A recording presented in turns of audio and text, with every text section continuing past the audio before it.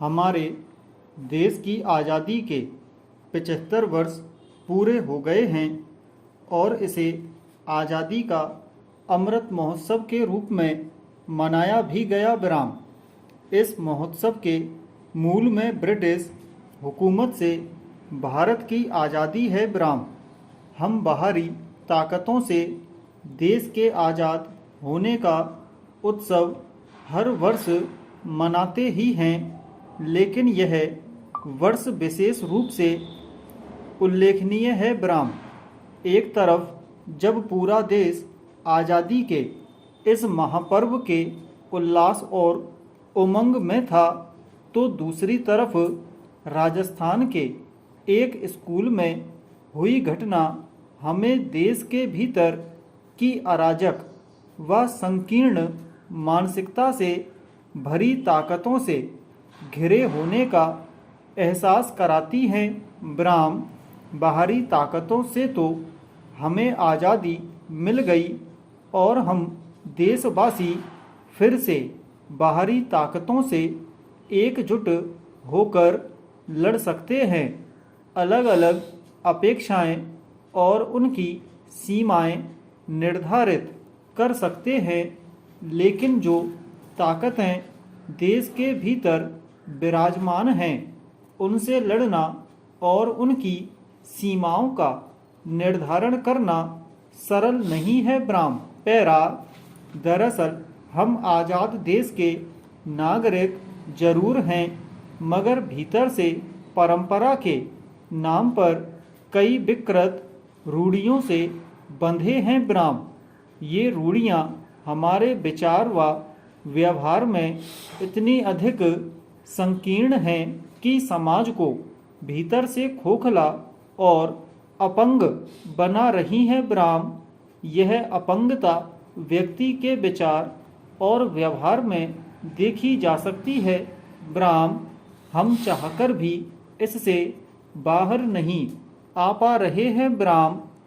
शायद यही वजह है कि कहीं राजस्थान में मासूम बच्चे द्वारा पानी पीने के मटके को छू देने भर के कारण उसे अपनी जान से हाथ धोने की खबर आती है, तो कहीं स्त्री होने के कारण यौन शोषण के त्रासद अपराध के दौर से गुजरना पड़ता है और जीवन भर अपने ही खिलाफ हुए अन्याय के खिलाफ अकेले लड़ना पड़ता है ब्राह्म। हमारे आसपास ऐसी बहुत सी घटनाएं होती रहती हैं जो हमें खुद से ही सवाल करने पर मजबूर करती हैं ब्राह्म। लेकिन सच यह है कि हम उन सवालों के जवाब न पाकर व्यवस्था के प्रति आक्रोश जाहिर करने लगते हैं ब्राह्म।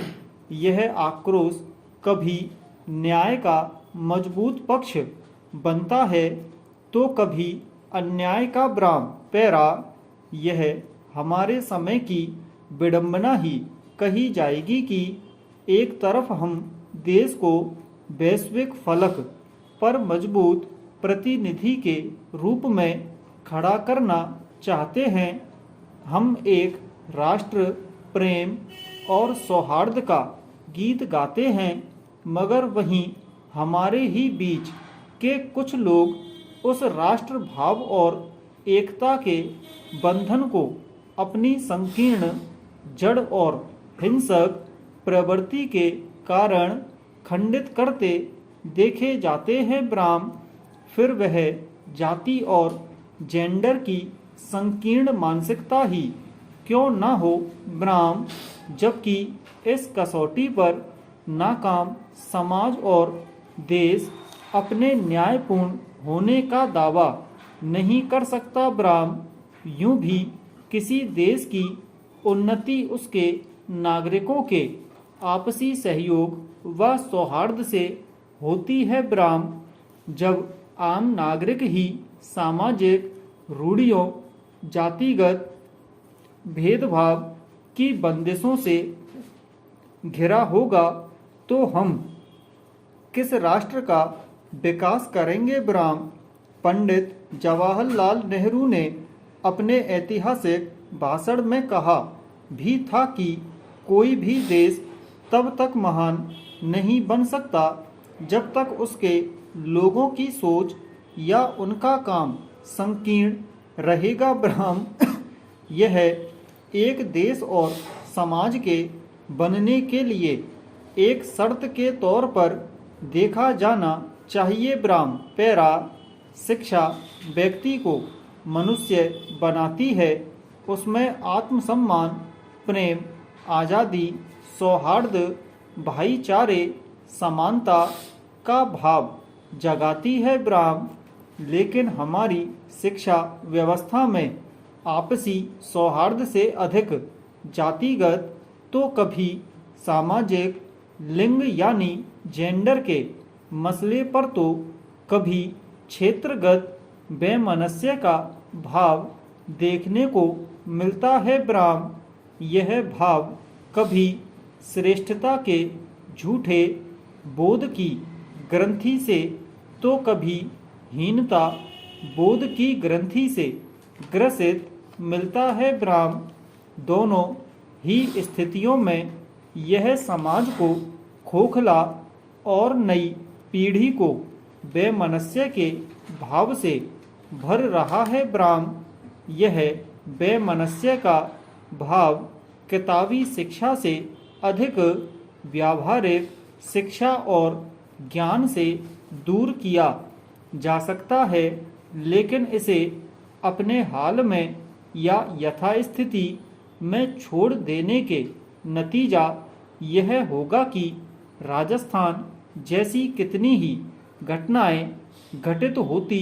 रहेंगी और एक व्यक्ति की संकीर्ण मानसिकता पूरे समाज और राष्ट्र को कटघरे में खड़ा करती रहेगी। ब्राह्म पैरा हम इस सच से भी वाकिफ हैं कि हमारे समाज की इस जड़ मानसिकता को खाद पानी देने का काम राजनीति ने ही किया है। ब्राह्म दरअसल राजनीति इसी व्यवस्था को हथियार बनाकर अपना वोट बैंक तैयार करती है। ब्राह्म यही वोट बैंक फिर समाज में राजनीति के समीकरण तैयार करता है और जड़ संकीर्ण मानसिकता को पैदा करता है। ब्राह्म एक ओर समाज में जाति व्यवस्था के टूटने की बात की जाती है तो दूसरी ओर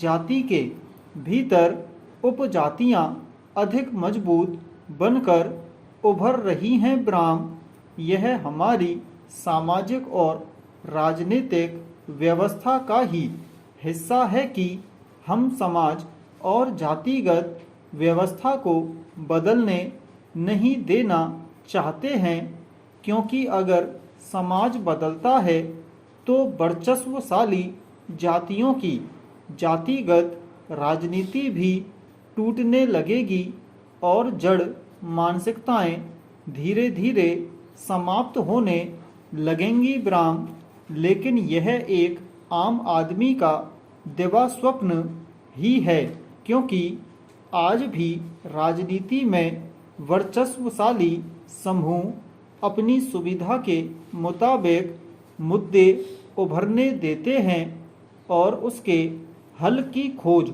करते हैं। ब्राह्म